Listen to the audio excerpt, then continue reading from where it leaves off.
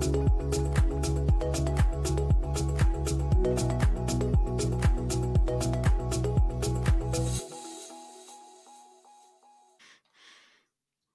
guys, Stephen here. Welcome to the Focus Capital Podcast. On this episode, I interview Arlett Tygesen.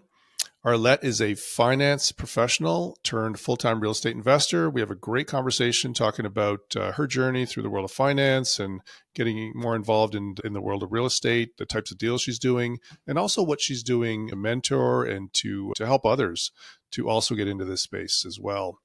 It's a great conversation. I think you're going to get a lot out of it. And if you're interested in finding out more about what we're doing at Focus Capital, I invite you to check out our website, focuscapital.ca. On there, you can find a wealth of free information, resources, other podcasts and videos that we've done as well. And with that, I hope you enjoy the show. Arlett, welcome to the podcast. Thank you, Stephen. Happy to be here. Great. I'm looking forward to the conversation today. We've known each other for some time now, and we've talked a lot about different investments and real estate and all different things going on in the market these days. And I think it's going to be a great conversation because you have an interesting backstory, someone from finance coming into the world of real estate and now investing in real estate full time.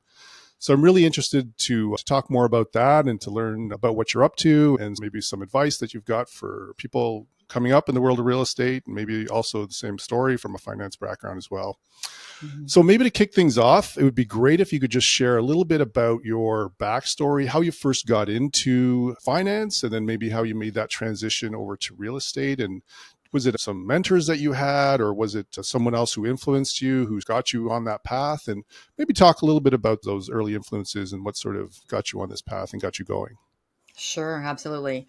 There's another podcast called It's Not a Straight Line, and I think that would absolutely define my career trajectory because I grew up in a family, a long line of entrepreneurs. My parents were art dealers. My whole family was artists, art dealers, graphic artists, as far away from finance and standard corporate anything. So I thought I was going to be an entrepreneur. I genuinely thought was the only thing that people did in life. I didn't even know until probably grade 5 or 6 that people's dads, schoolmates' dads actually went to a job at 9 o'clock in the morning and came home at 5 o'clock in the afternoon. I didn't know that existed. I thought everyone's dads just went out and sold paintings and had parties and had this crazy life because you don't talk to your schoolmates about what they do. So I grew up in that, and I grew up in a large family, lots of kids. And the one thing my parents taught us was obviously you can do anything, just set your mind to it, work hard, but don't become an entrepreneur. So they were like, this has been like, life is like this up and down. We had good years and bad years. Absolutely. And my parents were in Canada here.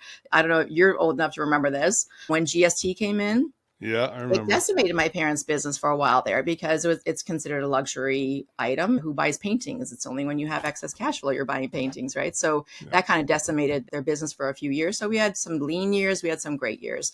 And the one lesson out of that was my parents were like, just go get a corporate job, get a steady income, get a pension, those things. So I did. And I went into banking. I was as an analyst for a couple of years. I worked on Bay Street in public markets first. I was an oil and gas analyst, steels and aerospace, chemicals and fertilizers. And so I was an associate.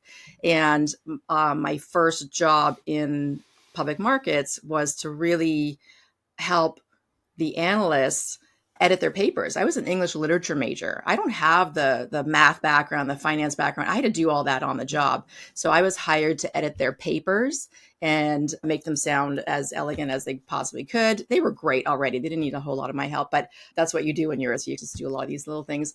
But at the time too, this is so long ago, they hadn't migrated to an Excel spreadsheet calculation format yet. They were still using graph paper and like filling every single square. So I saw that and I thought, I can add some value there. I'll just migrate them into this cool thing called Excel. So that kind of streamlined the analysis process from a couple weeks to a couple minutes, really. So that's how that whole corporate life started. But reeling it back even further, When I was 16, I learned how to ski, and I was always attracted to what can I do that's neat, and maybe the girls don't do it, the boys do it. The boys are always my competition, and my twin sister and I we have this same attitude. Oh, because we have two older brothers, so we were always competing Oh, against okay. our brother. Yeah. And I learned how to ski. I was dating a boy. He was a phenomenal skier, so I thought if I'm going to ski with him, I better learn how to ski. And so I did that, and he was coaching. So he's busy all during the day. I'm going to get my ski instructor. So I worked my butt off, got my instructor's certification. So when I was 17, I started teaching how to ski. And one of my first students happened to be the daughter of an investment banker. And I was teaching up at Craig Leith, and he offered me a summer job. And that's how I got into capital markets. I didn't even know what it was before that. I didn't even know such a thing existed. And it was just like, wow, my brain exploded. So I just went like this through capital markets and got all my certifications I needed to do, and then started working at a pension fund. Eventually, I did both buy side and sell side. And so started a pension fund in the oil and gas. And then again, a pioneering opportunity came up, and they were launching this thing called a private equity fund of fund. And did I want to join the team? There were two of us on the team. Wow. So I'm like, yeah, that sounds super cool. And I moved from a $76 billion public market portfolio split across four analysts to a $2.5 billion private equity portfolio fund of funds plan. And to me, that was like, but so incredibly exciting and so pioneering to be able to do that. And it was really at the infancy stage of private equity back then. We're Yeah. talking 80s. So they're like the Blackstones, the BlackRocks, the Apollos, the guys that are up here in the trillions of dollars in assets. They were pretty small down there. So back then. So that's how I got into finance, and I stayed in private equity. I just loved private equity. I loved the people. I loved the opportunities. Like I just loved what they were doing. And Mhm. that's how I got into private equities. And then within private equity, I've done a bunch of things. So I was a limited partner investor for the pension fund, did that for a bunch of years. I moved into, we all agreed as limited partner investors on the institutional side, we belonged to an organization called the Institutional Limited Partners Association. And it was an association of limited partners. We got together globally a couple times a year. We set standards, policies and procedures, fairness of terms and conditions, and things like that. It was really like, it's almost like the secret enclave of limited partner investors. And it was just an informal organization at the time, and they were looking for their first executive director. That's me. I'm going to do that. So we formalized the whole organization. We had 200 members representing over $2 trillion in assets under management at the time.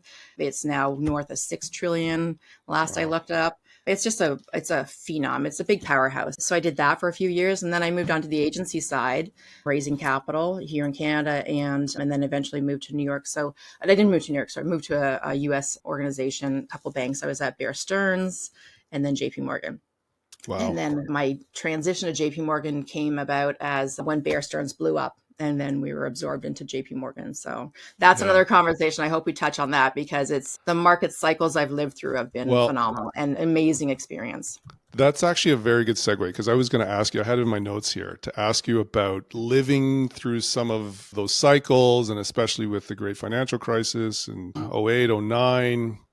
I just wanted to ask you, what was that experience like? It's for some people working in finance, it must have seemed like it was the end of the world in some of these cycles. Maybe talk a little bit about that, and how has evolved from that. What's been the lessons learned and some of the things that they've taken and done because of that Yeah. experience? That's a really good question. I think what it does is it brings a lot of scrutiny into compliance. Like, where did things go wrong? Why did it go wrong? Who moved outside of the circle, outside of the lines? And that happens really tightly for a couple of years after a crisis. And then it eases off, and this is why we have a crisis every few years, because Yep. then it starts to ease off a bit. So I've been around since the crash of 87, like Black Monday. That was a 22% drop in one day. And then that was quickly followed up by the Japanese crash and then the dot-com crash. Yeah. My venture capital portfolio. So I was at the pension fund at that time, and we had a $2.5 billion portfolio. 25% of our portfolio was focused on venture capital. Overnight, that 25% allocation completely evaporated. So talk about heartburn. Your portfolio just takes a dive. And so that was an interesting kind of, it's all eye opening, right? Because Yeah. you understand where things got so frothy and why. And then I lived through, a few others then. And then 2008, when Bear Stearns evaporated, Lehman Brothers evaporated, and all for different reasons, but it all comes down to fundamentally someone taking their eye off the ball and not profits and money takes over scrutiny and participating in compliant, not participating, but adhering to compliance. And where's the wiggle room? And that's where they always get in trouble. So it's, to me, being a relatively new real estate investor, one of the things, and I encourage investors to ask me this too, when we're raising capital for a building or for a project, they want to know three things. Have you done your due diligence? What's your background in real estate and who's your team? And what they never ask, I think, is an important thing, is what cycles have you lived through? What are your lessons learned? Because with our most recent, the last couple of years, where in 2020 and 2021, people were getting all these amazing floating rate loans in the States, which is where our strategy is. And now they're completely underwater, and it's reputational catastrophe, right? Having lived through those cycles, I didn't get worried about a 7% interest rate because I've lived through 18, 20% Right. interest rates, but the deal still has to pencil out. I think if you don't have the background in real estate, you sure as heck should have cycle experience. And across our team, we have all been around a long time. There's a lot of real estate experience on the team. I'm not that person. I have the finance background and I have the cycle experience. But I think when you put your team together, you need to have a lot of different kinds of experience to make one whole right-sized team that has the level of experience and know-how to weather any kind of cycle. For sure. Okay, that's interesting. Yeah. And I think the other thing that is interesting to me, just with respect to your story, is taking some of that experience, like you just mentioned, in finance, and then moving that and evolving from that, and getting into different areas. So maybe talk a little bit about that decision process, that thought process that you went through to say, my next career move, or sort of the evolution of my career, is to get into real estate full time versus staying in the finance world. Maybe talk a little bit about that and what that sort of process was like. Yeah, yeah. When I started this conversation, you asked me about my influences, and I'd said I come from a long line of entrepreneurs. I'm actually Danish. So we stake the claim of being the original entrepreneurs, going out, conquering different worlds and setting up marketplaces and economies and things. I'm Yeah. kidding.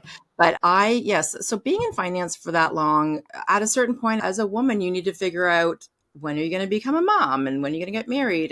You genuinely cannot do both Yep. at full steam ahead. So I really struggled with when to step out of the market, when to start a family. And I had met my husband, my now husband. And for me, I was working at the bank. I was like living my perfect life, super high stress. I was on an airplane all the time, but I loved every second of it. I was in the epicenter of everything that was happening. I was on Wall Street. How does it get any better than that? And so for me, honestly, it was always, how much can I make? So this is my next goal. I'm going to make this much. Then I'll step out and start a family. And then you'd hit that goal, and then it would happen sooner than you thought. So they're like, okay, if I did that, then I'm going to do this. And I kept recalibrating that stupid goal without really thinking that, okay, now is the time I should step out. Something's going to hit me over the head and say, Arlett, it's time to stop, because you can't continue at this pace and give it your all as a mother. And I really wanted to give it my all as a mother. And so I literally just had to throw a dart one day and say, okay, it's December 2000 and what was it, 2003. And I said to my husband, okay, let's start a family. And then I happened to get pregnant in January 2004. So I didn't really have time to get used to that whole new mindset, but it was like the decision almost had to be made for me. But so I spent long time in finance, loved it, but I wanted to give it my all as a mother. And if anyone tells you you can do it all, you can do all that, you can do all that, they are absolutely lying to you, because you can't. You'll never be an amazing mother if you're on an airplane 70 hours a week kind of thing. However, I didn't learn that lesson right away. It took me 7 years to wind down, because I still loved the game. I loved the job. I loved everything I was doing. and I had a nanny, and we were fortunate to be able to do that. And so I knew my kids were being taken care of. And at this point, I already had two kids. So, but when my eldest turned 7, I'm like, Arlette, you're missing out on all the best moments of their life. You need to step out. And fortunately, not everyone has the ability to make this decision. I was able to step back from my job, and I quit cold turkey. I was like, I'm done. I can't. I came back to Toronto, I was looking for maybe a little job in Toronto to keep me busy. And the first thing that I was offered was the identical thing I had going on in New York at JP Morgan. I'm like, no, I can't. It was alluring, very alluring. I'm not going to lie. They were offering me a lot of money to do it. But I was like, no, if I'm going to do this and I really want to do this, it's the biggest joy in your life and the biggest gift in your life is to become a parent.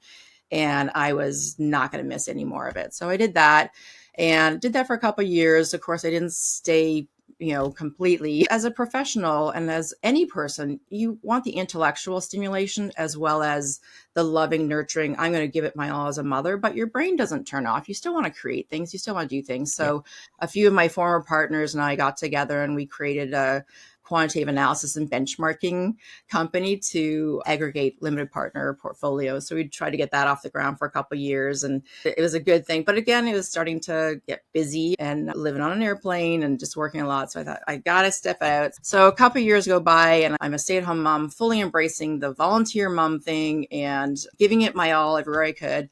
And then I just had this aha moment. Like, kids were suddenly getting older. They're off to college now. And I'm like, just around COVID, I thought, I got to figure out what my next plan is, like my second half plan. What did you call it earlier? Your second half, halftime.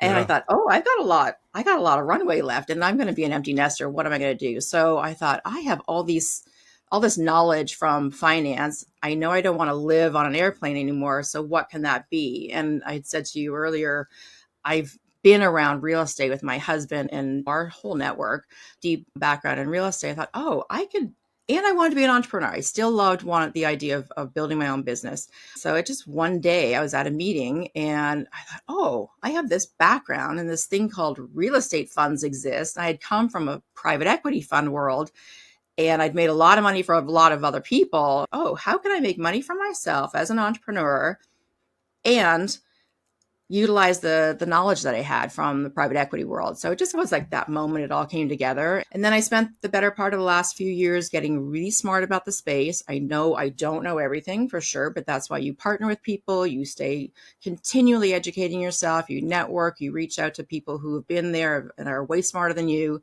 I never want to be the smartest person in the room because I'm never going to learn anything that way.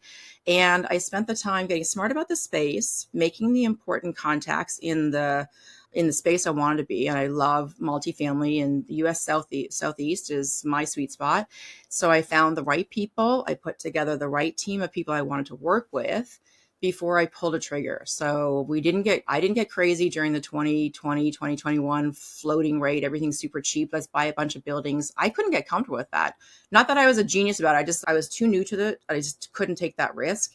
And if you can't mitigate your risk, you should not take risks. So I couldn't understand how to mitigate that risk because I was new to it. So I sat out, got smarter. No one thought that whole thing was ever going to end. But again, I wasn't too worried about interest rates moving because I'd seen 20% interest rates, but super happy now. In hindsight, I look like a genius because I didn't put any money out. But it really was me just being pragmatic and conservative. And if the deal didn't pencil out in a whole lot of scenarios, I wasn't about to do it. This year, I felt like I put the whole picture together, and we have a fantastic team. Everyone's got really interesting experience sets, and we have our first building under contract now. So it's exciting. That's awesome. Yeah. And I think talking about you being pragmatic, it's obviously all of those years in finance and your career and just reviewing deals and just working in that context, which I probably gave you the opportunity and the ability to do that. It's one thing to get into a new market and say, I've got to make something happen right away. I need to establish a name for myself. But in those situations that you just described, that was a dangerous thing because it was literally just right at the point where the bubble was going to burst. Yeah. Which everyone looks like a genius in hindsight when you didn't pull the trigger on anything. Yeah. But I feel bad for the people that got really excited about it, deployed a lot of capital, and now they're on the wrong side of things, Yeah. and hopefully making smart choices about how to unwind that. Oh, for sure. Yeah. Okay. So I guess I wanted to delve in a little bit deeper about what you're doing now and what you're focused on with real estate. You mentioned you're focused on investing in the US. Mm-hmm. And maybe before maybe just set the stage and what sort of was the thesis behind that? I'm investing in industrial real estate here in Ontario, and we're looking at that specific asset class, but I've looked at a bunch of other asset classes. And so Mm-hmm. I'm always interested to know what's the sort of thesis behind what you're doing. And it's additionally interesting to me because a lot more people that I talk to these days who are Canadian are looking to the US now because the opportunities for a lot of people have dried up here. And so Yeah. they're looking elsewhere and they're having to open up new markets and travel and do what they need to do. So I'd love to hear more about that, like the Yeah. rationale behind the thesis that you came up with. Yeah, for sure. So when I first started getting serious about creating my own real estate investment company, my husband, who has a deep background in real estate, said, "Just whatever you do, stay in your backyard. If you can't go to an asset within 2 hours of where you live, don't waste your time because you'll never know that market intimately enough. You'll never be on the inside scoop of the deal flow or the even just the noise around a space. Whatever you do, 2 to 3 hours max." And I tried to find that. And I love the industrial space. I think you're so smart to be in that space. I looked at every asset class. I looked at land development. I looked at raw land assignments. I looked at everything in Canada. And what it occurred to me was I don't have 30 years experience in Canada. And I also came to realize the way it's so competitive in Canada. The space that I ultimately decided on, which is multifamily, is really dominated by a few folks. And trying to elbow your way in there, you're going to be 10th in the order of seeing anything decent. They're going to scoop it all. So I couldn't be competitive at that rate and for at that level, and a whole bunch of other reasons. I couldn't really make the economics work, and it just seemed like people were doing a lot of money for a little bit of reward. So I quickly pivoted out of small multifamily, and I really wanted to do scale. So the benefit of coming from the background I have, scale doesn't scare me because I was managing in the billions, right? So I was writing $250 million checks to buy out GPs, right? So the numbers didn't scare me, which I realize now that's a big hurdle for a lot of people. It didn't occur to me. Again, you socialize, you internalize so many of the lessons you've learned, and it becomes so normalized. But then when you're talking to a 20 or 30-year-old at the beginning of their career, they're blown away that you can talk about Right. that many digits. I'm always happy when the younger folks start asking me questions about this and what I actually have to say they care about, because to me, like us at our age, who cares? But what you've learned is so invaluable to someone first starting out or someone looking to make a halftime change. So I spent a lot of time really trying to break into the Canadian market, and I couldn't get comfortable. And then always in the background was this: look at the US. I spent a lot of time in Florida, a lot of time in Texas in my life, and I've invested passively as a limited partner over the last 5 years. That's the way I got smart about the market. I thought, you know what, I can't make it happen in Canada. Who are these GPs that are making it successful in the US? So I started investing down there alongside GPs as a passive investor, limited partner. And it gave me access to knowing who the folks were, who are the people you need to talk to, you need to meet, because that's number one to be successful is who your network is. If you're going to access off-market deals, you're never going to get an off-market deal unless the right brokers and the right lenders. And breaking in is the hard part. But I thought if my version of breaking in was to invest in a few of these GPs and really get access to their deal flow, their people, their networks, and understanding how things were done a little bit differently in Texas or Florida. And it just helped me get a lot smarter about it. So I was ready to pull the trigger to be an active investor after doing that for 5 years. Again, for me, it's all about education, research, be very prepared. You can never be 100% prepared because you can also just get stuck in that analysis paralysis limbo, which I'm guilty of. And one day you just have to throw a dart and take action. If you don't take action, you will forever sit in the sidelines. So I decided I had a health issue in 2023. And I thought, you know what, Arlett, if you don't throw the dart right now and pull the trigger, you're never going to. So I decided with my vision board, 2024 was going to be it. And I was absolutely focused on getting that done in one of the toughest markets in the world, by the way. The economy tanking, interest rates going crazy. But again, sitting out and watching how things were transpiring and putting your team together. And I just love the economics of Texas. It's a zero corporate tax state. They're in business to be in business. They want businesses to be there. You've seen all the headlines, all the mass migration of people. Well, people follow jobs. America's a very migratory country, and people follow jobs in the States. And with all the corporate head offices moving there, because why not? Everyone's leaving California. They're leaving New York. Those are the two big states that are moving to to Texas. You've seen set up offices there, Goldman Sachs. Now it's like the Wall Street of the South. They're trying to take a run at Wall Street. JP Morgan, my former employer, has more employees in Dallas now than in New York. Crazy. People follow jobs, and there's still a housing gap. Housing is still pretty affordable there, but because everyone's holding on to their low interest rate mortgages, there's not a lot of supply. So it's naturally a rental economy because people move around for jobs and because the housing supply hasn't caught up. So I was looking on Zillow this morning before we chatted, and the average rent, so our deal is in and around Houston, the average rent is $18.75 a month. Shocking to me. That's pretty high. Our deal, because affordable housing is a huge issue, right? Our deal, after we do all of our renovations, rent will still be only around $1,400, so very affordable. And you're going to get a nice, beautiful, renovated brand new property, and it's affordable. And the key difference is between Canada and the US. This is what really struck me. In Canada, as a renter, you will spend 40, 50, 60% of your monthly income on rent. That's atrocious to me. In the US, in Houston, for instance, around where we're buying, it's 30, 35%. So you still have a standard of living. It's an affordable standard of living there. You still have excess cash to pay all your other bills. You can still do things. And the market that we're in right now for this particular deal, it's Conroe, Texas. It's like a bedroom community north of Houston. It leans toward white collar, and white collar down there is $80,000 a year. And you can afford stuff. So it's a whole bunch of reasons why I love Texas. I could go on and on, Stephen. I wanted to ask you a little bit more about the specifics of your thesis. So multifamily, obviously, Texas, Southeast, it sounds, but maybe talk a little bit more about what the strategy is. Is it value add? Are you looking for Class A, Class B properties? Is there a certain type of size of deal that you're looking at? What's sort of the checks that you go through for a deal that works? So we love value add. I love that space. I like core plus as well. Value add is a little bit of lipstick, a little bit of renovations, a little exterior, a little interior, and amenities. The number one thing people ask for when you survey your tenants is they want more amenities. They want dog parks. They want covered parking. They want storage. So you can get a little bump on your revenue just by adding some amenities that are missing. So we love value add because the bump is pretty significant. Core Plus obviously has a place too. The returns are lower, but you're getting a brand new building, fewer problems. Right now, our sweet spot is value add, and I think we'll stick with that for the time being. We like anywhere between 50 and 200 units.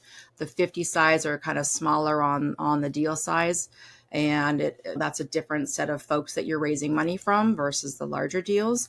We're starting to see some really good deal flow. And by the way, Stephen, before we found this deal, we underwrote over 100 deals just to get this one, right? It's even as the markets are collapsing and there are motivated sellers, you still need to do a lot of due diligence, a lot of underwriting.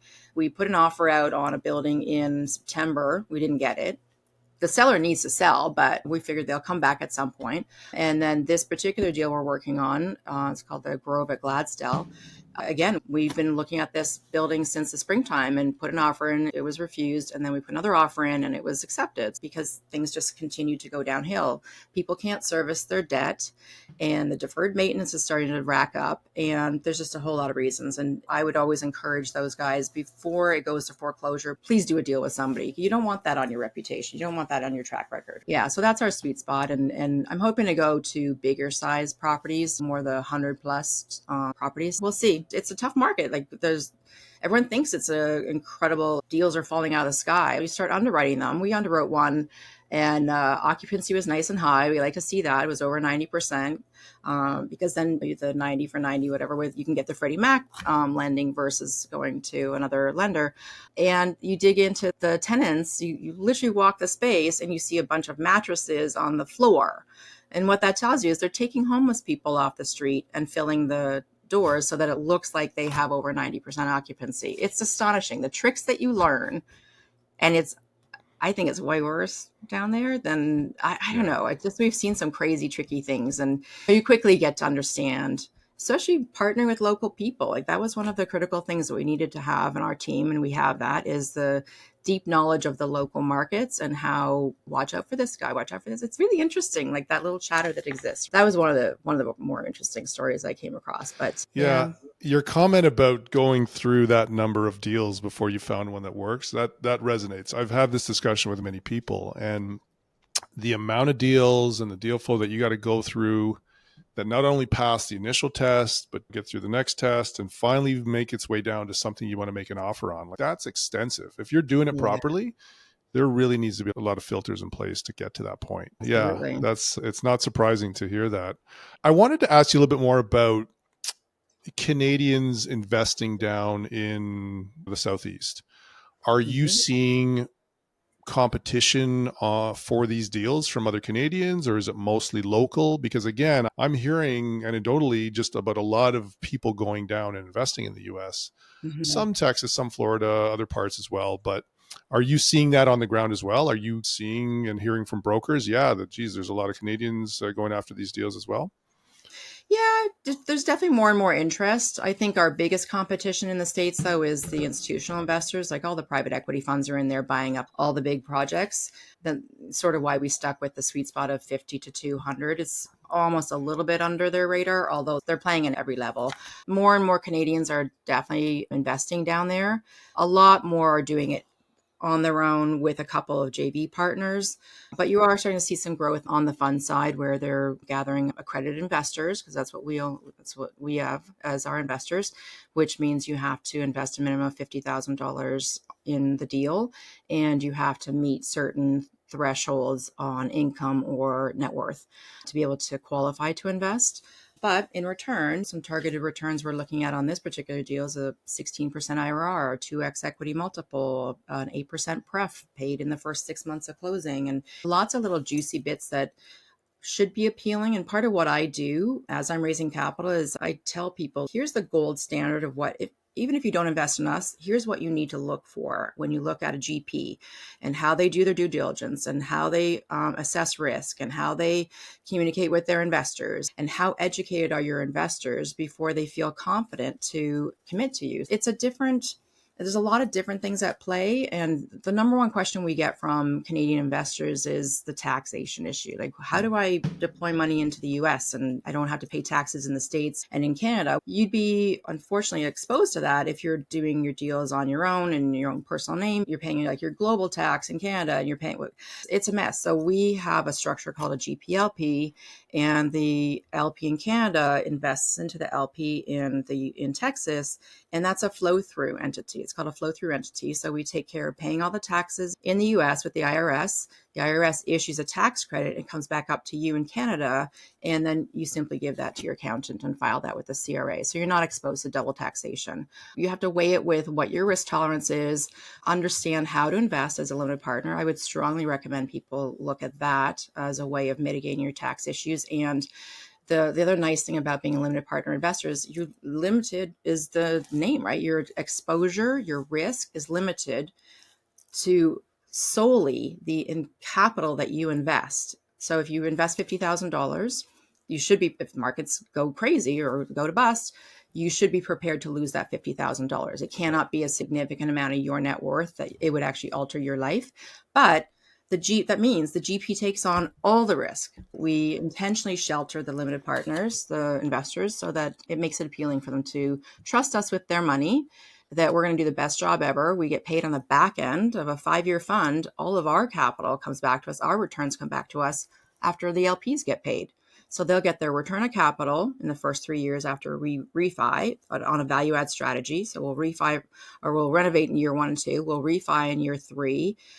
return of capital happens in year 3. You let the money ride to the full 5-year lifespan, and we target a 16% IRR on very conservative metrics, very conservative. So we're excited about where that could possibly go to. 2x your equity, 7% cash on cash return. That's all dependent on how, like, markets, of course, and how you deploy the capital. But we think very conservatively, this is going to be a real banger. It's just a lot of good reasons to invest in Texas, because you cannot put those numbers on the board up here. I haven't seen that. Definitely not in multifamily. No, you can't. Not No, in you can't. multifamilies. Yeah. And so it's an interesting market. And Oklahoma, Arkansas, Georgia, sometimes Florida's got all their insurance issue risks and things, but Yeah. there's enough opportunity in Texas. You don't need to go outside of Texas, but there's other, like El Paso, Texas. Love El Paso, Texas. I would deploy money there in a second if I could find a deal. There you go. So that's awesome. So maybe talk a bit about, you mentioned your team and the time you spent making sure that you put together that team and you had your strategy. Maybe talk a little bit about that, Arlett, and what are the parts of your team? You don't need to get into all the specifics of that, but it'd be great to hear just what makes your team what it is and what are the components and how is it divvied up? Yeah. So on our team, we have a sponsor. He's tremendous, very experienced. He's been in the market for 30 years. He's our U.S. sponsor. You need a U.S. sponsor if you're not American and you want to invest in the States and you want to have access to good lending and a whole host of reasons. You need a U.S. sponsor. So he's Right. part of the partnership, and he has $140 million in assets under management. A couple thousand doors. He's well established. And then rounding out the team, I think it's important, if you're going to do a value add strategy, have somebody who understands construction in and out. Like, Yeah. people don't think about that. Like, what goes into creating a renovation plan? What are all the moving parts? How do you maximize the value you're going to get out of that? So one of our partners has a construction company. One of our partners has been underwriting for years and years. It's what his absolute sweet spot is.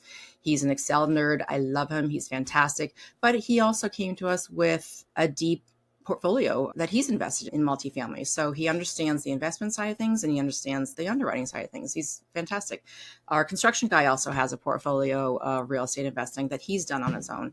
And then we have an asset manager, which is one of the most fundamental things. If you don't know how to manage your asset after you buy it, you may as well shut the door, because you need that expertise. That's one of the most critical things. Yeah. And he also has his own real estate portfolio that he's invested in. So we're all coming at it as investors. We've all put our own money to work, but we all have a really interesting skill set that when you stitch it together is, if you think about it, it's all the important silos that you need. So I focus my time on raising capital. I work with investors. I can bring in deals when they come to me. We have asset management. We have underwriting. To me, that's my dream team. So that's what I would recommend to anybody. Anyone that goes into it as a solopreneur and they think they're just going to stitch it all together, like, no, you need a team. And there is a sweet spot for GPs, right? 3 to 5 GPs is enough. You don't need 8. If you get 8, there's no economics left for anybody. So that's, right. I've seen that. I've seen a lot because they need capital. But I think the other important thing that I tell investors too, again, whether or not you invest in us, is understand how much skin in the game a GP has. It's important to see a GP team write a check. Maybe 1 or 2 of them can write a big check. The rest aren't in a financial position to do it, but they're going to throw their all into the actual deal. So as long as the GP shows up and shows that they've written a check personally to also invest in the deal, that's called alignment of interest. If you don't see that, then I'd move on to the next one. Yeah. Okay, so that's interesting, and that's probably a good segue into what I wanted to ask you about next, which is taking this information, taking these lessons, this advice, these strategies, and helping people who are maybe at an earlier stage of their career, considering investing, want to do what you do one day. Mm-hmm. Maybe talk a little bit about that, Arlett, and how you're maybe using social media or other platforms that you have to help those people and pass on that information. Because I think that's something that's really interesting. And going back to this sort of this halftime thing, I think it's something that's really, it's incumbent on us to really pass on that information. So I think it's excellent to do that. 100% agree. 100% agree. I did not grow up with any mentors. in public markets or private markets. Not really. I had people who I could ask things to, but I had never had a woman, a female mentor, take me under her wing who'd been at it for 20 years and said, here's how you think about this or that. So I had to stitch it all together myself. So now at my age and stage in this, or if I can offer out any kind of mentoring to young people trying to get into, or people who are half time trying to make a life change, Yeah. I am happy to download what I can if it's of value. And I have this Instagram page now that I set up in May, and it just gives common sense, like girlfriend advice or mom advice to understanding not just capital markets, but like common sense stuff, how to build confidence, how to not blow your brains out on your first paycheck on a luxury car, like why that doesn't make sense. And even though it's common sense stuff, I've lived it, I've experienced it all. I didn't realize it was going to add value to anybody. I started this channel in May and it went viral 4 weeks later. I like the first million views or something. And I found out when I went to, my daughter goes to college in California, and I went to pack her up in June and to bring her back to Canada for the summer. And all of her roommates approached me and said, Arlett, we follow you. We follow you. I had no idea college girls were following me, first of all. And their whole sorority follows me. And like, how am I resonating with 20-year-olds? And I realized that, so they would come over to my daughter's apartment, and I posted a physical piece of paper, which they don't even do anymore, a physical piece of paper on her bulletin board above her computer, which was her monthly budget. So here are your fixed costs, Brooke, and here's what you have left over at the end of the day. That's what you get for the whole month. That's what you need to live by. This is your budget from Mom 101. And it sat there. She's supposed to fill it out. It was completely blank. Your own kids don't listen to your advice. But her girlfriends and guy friends that were coming over going, what is that? I've never seen that before, which blew me away. But you realize everyone grows up in different families, different experiences, different exposures. And that became like this really cool lesson for me when I'm thinking, here I am, like this 50-plus-year-old woman posting these weird things on Instagram, and does anyone care? That was my validation point that I am actually providing value to a generation that is trying to stitch it all together too, right? So it made my heart so happy to see that. So here's the budget, here's how you do it, here's what it means. And it's just, I get text messages from all the time saying, thank you, this makes so much sense. I wish my mom could tell me this, but I'm glad I have you. And likewise, at this stage in my life, unfortunately, a lot of my girlfriends are going through divorce or life changes and never had to manage their assets, manage their family money. And so they're learning at this stage for the first time in their life, oh my God, what is a budget? Am I going to have money for my retirement? How does that look? So as much as I'm giving information and advice on the 20, 30-year-olds where compound interest is your magic button, just please put money away. Everything will take care of itself. Just put it away. And at this stage, what does the next 25 years look like? And you don't have the magic of all this compound interest to work for you because it's time limited. So now what does that look like? So it just started hitting a bunch of different demographics. And to me, it's wow, that's incredible that this is valuable. And I would encourage anyone who's this age who has some skills, no matter what, it's of value to somebody. And I really credit social media for this positive thing that it does, is it can match people who would never have access to each other in a past life, right? You and I were talking about this earlier. In our early days, you had to stitch it all together yourself. There were no directories, no social media. You had a telephone. You didn't even have a cell phone in those days. That was for the C-suite. They had the cell phones. So I would say to anyone starting out is just start with the number one question. What is your why? Why do you want to get into this? Why do you need to make money? Why? What's motivating you? So understanding your why is number one. And then number two is understanding your risk profile. What can you tolerate from a risk stance? And then craft a program through networking and smart people and people who've been in the business for a long time. That's the hard part, is the entry, Stephen, right? It's who do I trust? What networking groups do I join? How do I know where to start? I remember being that. And if I can help anyone to break into that, because the rest all happens, it all flows. But once you break in, like, how do you do your first deal? That was my question 4 years ago. How do you do your first deal? So I just spent the time really chiseling down my why and what made sense for me, really chiseling down on what my risk tolerance was, and really refining what my strategy was, and picking a point and working full out at that. But yeah, I would network like crazy if I was starting all over again. I would certainly look at real estate as an asset class to invest in because it is the long game. Real estate is the long game. And if you want something to retire on, you need to be in real estate. So I Mm-hmm. always say I'm not a financial advisor, but I have a good, healthy public portfolio. Probably 40-50% of my money is in public markets. I do not day trade. This is the other unfortunate thing. People get all sucked into whatever social media is saying Oh, on yeah. the negative side. If you're not investing for 5-10 years at a time, you're in the wrong game. Keep your money working for you.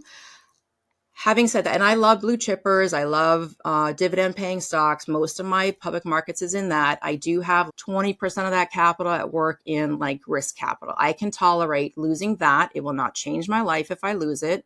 So I'll invest in all those crazy tech stocks. I love all that, but I can't even watch it day to day because I can't take the heart attack. But then the other half of my money is wrapped up in real estate. And I love real estate as a long-term play. Again, real estate is for the patient.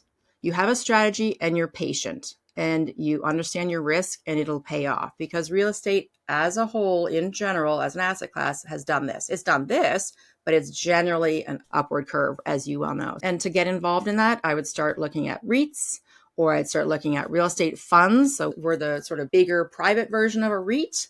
A REIT is a fund. They have different strategies, but for simplistic terms, if you want to get into real estate and start understanding it and getting the materials and understanding it, go to their annual meetings.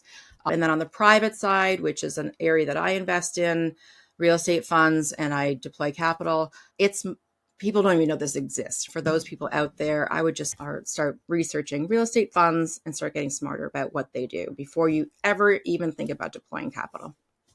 Yeah, that's good advice.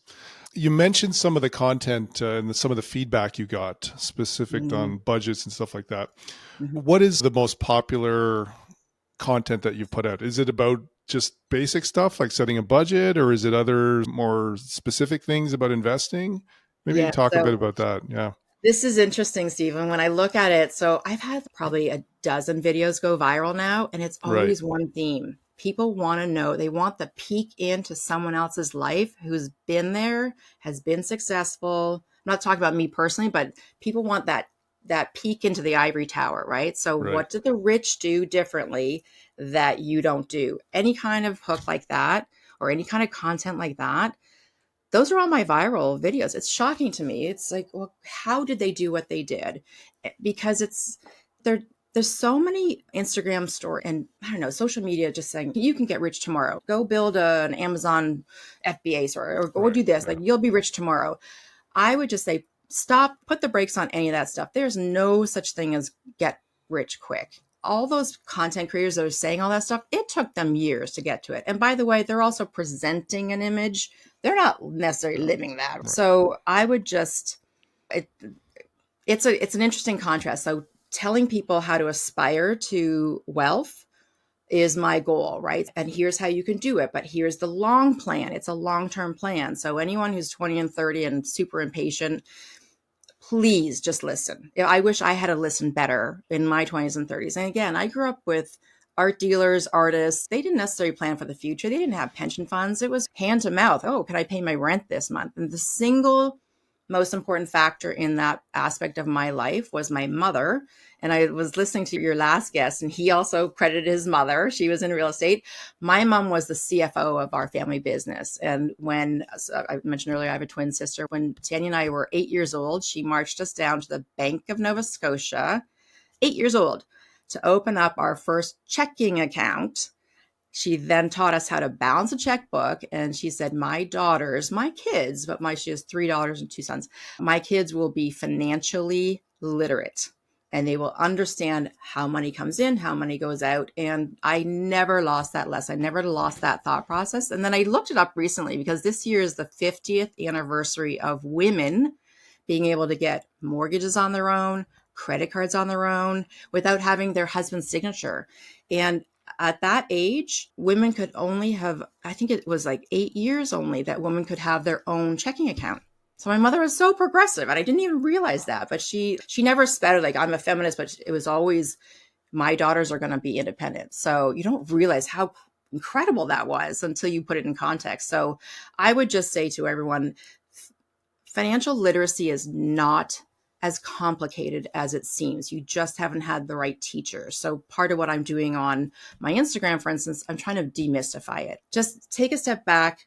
I'm actually going to start putting out guides and how to, like, foundational stuff of just do these few steps, and just become smarter. It's all about confidence, Stephen, right?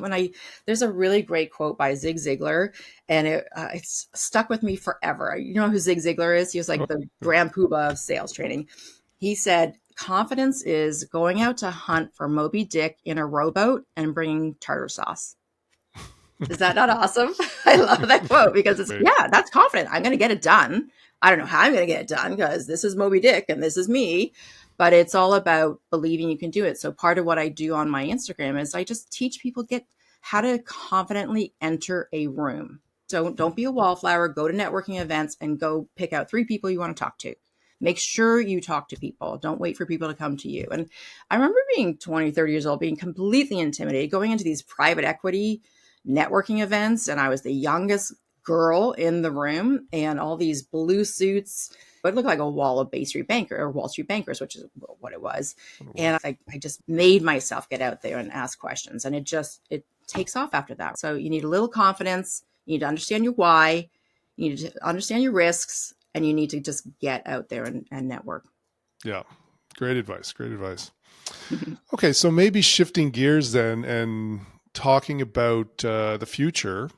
Would love to hear about how you see your career and your investing evolving, and maybe what some of your plans and the goals are for the future, including some of this mentoring and this teaching that you're doing, which sounds like you're very passionate about. So maybe talk a little bit about that. What are your plans and how do you want to evolve this? Yeah, so I'm actually creating a course, and I think the whole coaching thing is so overdone, and it's hard to find a good coach who's not Yeah. motivated by just making money. And there's this whole scrutiny that's happening in the market now where it's been so overdone on the coaching, and even the OSC is really starting to come down on coaching and selling from stages and things like that, which I think is the right move. They should be, because I think there are too many nefarious characters in this industry. And guess what? Anywhere you can make money or attract money, it's also going to attract the nefarious types. So it's hard to Right. understand how to differentiate between who's doing the right thing and who's doing the wrong thing. The number one thing I would say there is get smarter about it, find a good coaching program, but vet those coaching programs,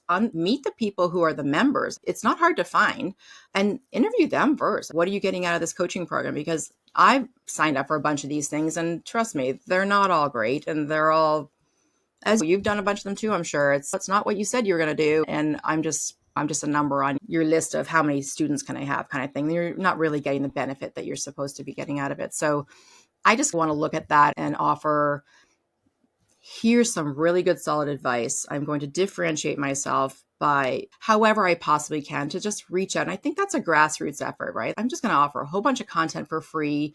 These are just smart moves that you can do. And if you want to get a little bit smarter, here's a program you can do. But I think that our number one thing that we can do at this stage in our lives, Stephen, is offer some value back to people. Because karma works, right? If you put goodness out in the world and you offer some value first, that was one of the very first things you said to me. What value can I offer to you, Arlett? And I think when somebody leads a conversation or the beginning of a relationship with, that's your kind of person, right? If you offer value first with no expectation of anything in return, guess what?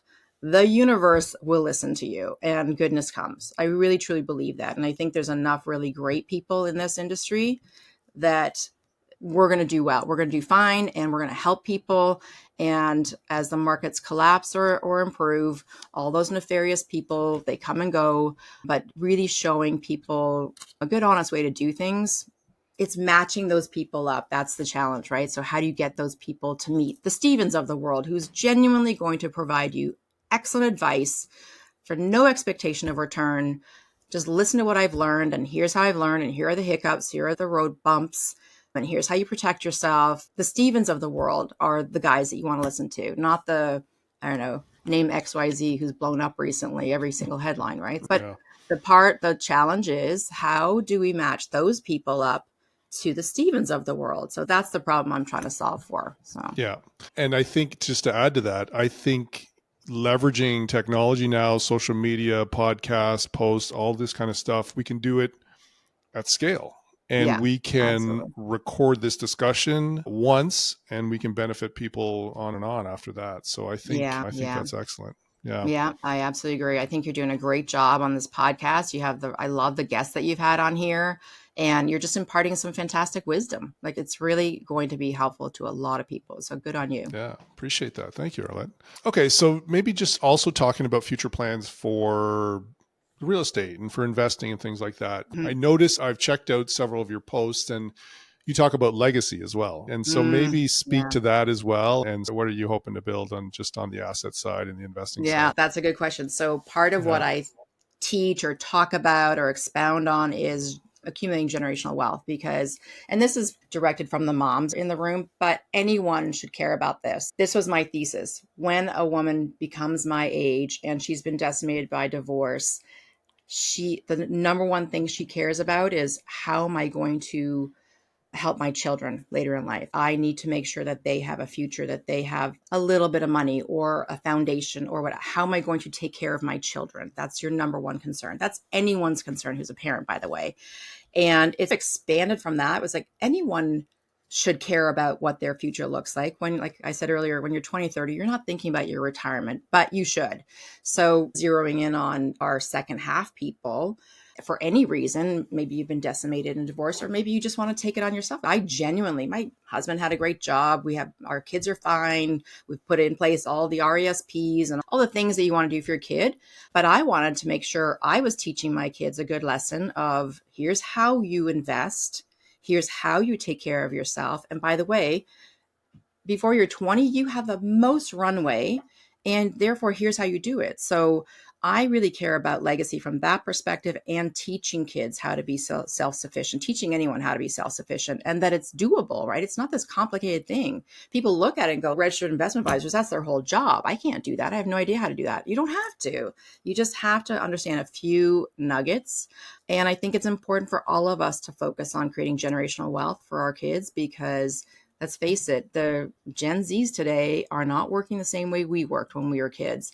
And they're not looking at the same career path that we were looking at, where we were willing to put in 60, 70, 100-hour weeks. I did that for 15 years.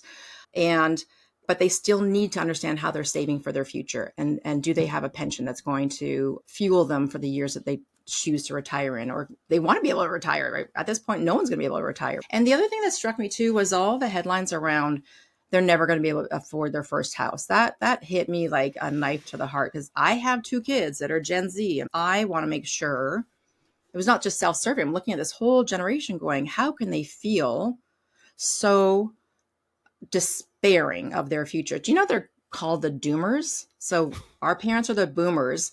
Gen Z are called the doomers because they actually despair of their future. That to me was like, oh, we got to change that. And we can change that. So I think educating them, helping them, showing them a different path because they're taking an unusual path. So we need to provide an unusual solution.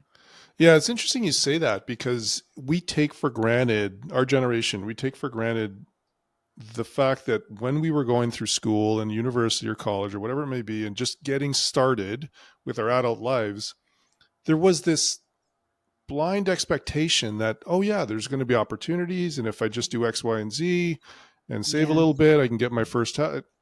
And you're right. It's despair, what a lot of people are feeling now, young people, because Yeah. all of that's just been taken away. And so they're Hmm. racking their brains, thinking, do I need to move? Do I need to leave the country? What do I have to do here? Yeah.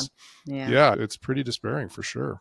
One of the little things I've told sort of the 30 year olds who are just at the beginning of their careers, they have a little bit of money, they don't have a lot of money, is to think about pooling money and find your five friends. You all want to buy a house eventually. You all want to invest. Find your five friends. That's your JV partner group, right? Everyone kick in a couple $1,000s. That's the Yeah. down payment for the first place. You live in it for a year or two, you sell it, you share the proceeds, and then you move the next guy in. It becomes because I have to believe across a bunch of kids, whatever, it might take some time, but save enough money, participate in a pool, and recreate that for everyone in the pool. That's a way into home ownership or investment. And then you live in one of the units, buy a fourplex, live in one of the units, pool the money And that's your pathway to home ownership, right? So Right. I think there's a few solutions. There's definitely a few solutions. I talk to kids about it all the time.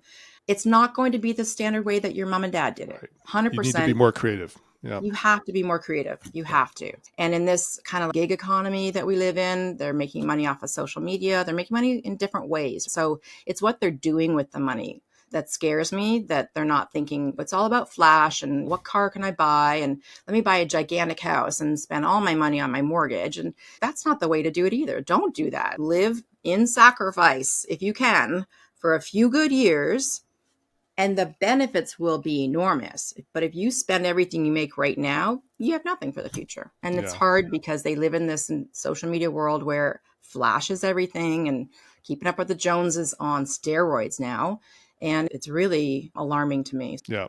I'm having my boys read Rich Dad Poor Dad for teens right now. So Oh, good for you. I was yeah. going to say we should talk about books. Do you play the cash flow game with them too? Oh yeah, we've got the actual Oh, board game. Yeah. that's so important. So important to do that. Yeah, I Yeah. agree. It's Yeah. just common sense stuff. So my son's school, before he graduated, he was at school here in Toronto, and it's a private school. And I said to the headmaster during grade 12, like, why aren't you guys teaching still not in the pedagogy of education? Why is there still no practical advice being taught? Because here my son is, grade 12, 30 plus years after I graduated, still asking the guidance counselor the same question I had, which was, I don't know what I want to do. I don't know what I don't know because I don't know what's out there. And Mm-hmm. with the advent of the internet and the millions of pages of knowledge that can be thrown, they're still asking the same questions, Stephen. You're going to go through that soon when your son's in grade 12. Oh yeah. And I'm like, why can't you guys solve for that yet? What's going on? That's crazy to me. And so I spoke with the headmaster. And why can't I just come into school and do some after school programming, teach them what a mortgage is, how to save money, how to buy your first house? Where's the practical skills? He goes, oh, Arlett, you should come in and do that. How does March break next year work? I'm like, no one's around over March break, but thank you for the opportunity. It needs to be more indoctrinated Be on a woven more into what common. they're doing. Yeah. Exactly. And not just for the kids. So if you do take biz in grade 9, a lot of kids don't have to take business. So the kids that are going to take a business class, they'll get a little bit of that, but no one else will. It needs to be mandatory for everybody. Skills, natural, common sense, life skills. And to this day, still not being taught in the massive way that it needs to be because they're not prepared to graduate. They're not prepared at all. Yeah. No, They're I not agree. prepared to adult. Yeah. I So I agree. care a lot. Like I know we can fix this problem. All of us have enough knowledge. And if the schools and systems aren't, academia is not going to address it, we have to address it. And Yeah. not everyone grows up with parents that have this knowledge. So let's pool the knowledge. I often say this to my girlfriends. I wish we walked around with a bubble over our head and it was called Ask Me Anything About. And it was like, okay, I know how to get a mortgage. I know how to buy a house. I worked in finance. And then as you walk through, I know there's a cartoon or something about this somewhere. I forget what it was, but it's ask me this because again, it's the entry point. Like how you don't know. You could be walking Well, past down the street, one of the most important people you should meet in your life, and it's a missed opportunity because you don't know. and it's not only you don't know the information, you don't even know the question to ask a lot of Correct. times. Yeah. So it's Yeah. even starting at that foundational level where it's like, in about 10 years, you're going to be asking these questions. So let's just get those out right now. Yeah. And Yeah. even as a teenager or 13, 14-year-old, you don't quite fully get it. At least you're starting that process of thinking and evolving Yeah. and just moving that forward. It was Or good. even before that, they Go ahead. don't know. They don't care. So now you Well, got to yeah. turn the ones that don't care into people that care. And because you'll have half of them that care and half of them that are like, I don't know. I And want to, but I don't know. And that's why I think traveling is so important. Because Agreed. if we can take our Agreed. kids and see how other people live in other countries Yeah. and just different cultures and just different things and take them out of our own Exposure. bubbles and exposure like that. Agreed. So, because Agreed. that gets them thinking about, oh, okay, wow, like there's lots of other people who maybe don't have what we have, different experiences, or maybe struggling a certain way, or on the other side, or wow, look at that, maybe I would love to live in the Caribbean or something like that. And it's just all Yeah. of this kind of Yeah. exposure that we have for them, which Yeah. is excellent as well. And it's shifting the mindset. It's a lot of mindset work too, Stephen. It's shifting the mindset or starting out the mindset in possibilities thinking, Yep, right? I agree. I think there's so much negativity out there. It's never going to be me. I'll never be. There's so much negativity. You need to, and it's a hard thing to do, but you got to work on it as a human being. Yeah. Shift your mindset into positivity that things will happen. I am going to work towards these things. It's not going to like rain and fall in your lap, but having the mindset shift to say, and I operate this way every single day. I wake up in the morning and go, what can I accomplish today? What can I share today? It's just having an abundance mindset. I know this is like keywords that are thrown around right now, but it really actually matters. It really, like, things are going to happen that are great to me because I think in possibilities. And I genuinely believe that you need to start that framing that mindset from an early age that, yeah, everything is possible and everyone's going to have hurdles, some way worse than others, but there's success stories on every end of the spectrum, and it all comes down to their mindset. Awesome. Yeah. Love it. Yeah. Okay. We could talk for hours and hours about mindset. I know. We always had a good chat. This is awesome. Thank you so much for this. Yeah, no worries. So as we're wrapping up, I just wanted again to give you an opportunity of sharing any additional information. Where can people find out more about you? We can put stuff in the show notes as well, but just wanted to give you an opportunity to just share anything that you wanted to plug or any links and things like that. Sure. Yeah. Our website's under construction. It's just being modified, but it's Titan, reico.com. So TITAN. reico.com. That's a mouthful. So that's information you can connect with me. I've got some educational things on there, newsletter, and then access to our deals.